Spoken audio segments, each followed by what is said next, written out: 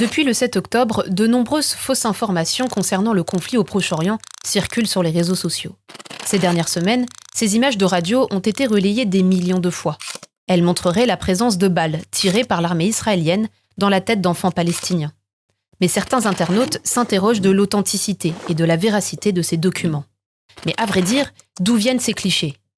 Le 9 octobre 2024, le docteur américain Feroz Sidwa publie une tribune sur la page opinion du média américain The New York Times.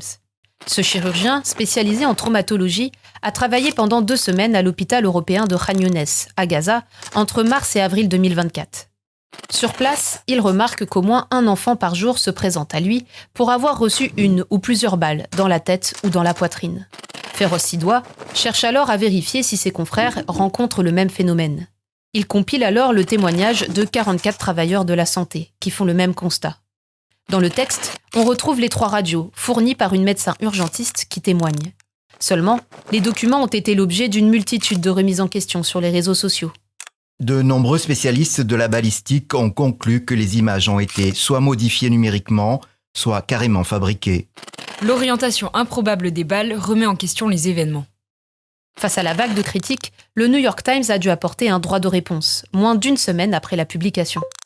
Nous avons présenté ces images à une large série d'experts indépendants en blessures par balles, en radiologie et en traumatologie pédiatrique.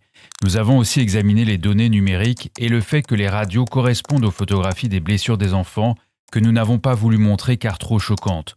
Toute insinuation selon laquelle ces images sont fabriquées est tout simplement fausse. L'armée israélienne mise en cause a, elle, répondu aux médias américains. Nous sommes engagés à atténuer les dommages causés aux civils au cours des opérations. Nous nous efforçons à estimer et à prendre en compte les dommages civils collatéraux lors de nos frappes. Nous nous engageons à respecter pleinement toutes les obligations juridiques internationales, y compris le droit des conflits armés. Les images ont donc été recoupées et vérifiées par un grand panel d'acteurs indépendants qui ne démentent pas l'authenticité des clichés relayés.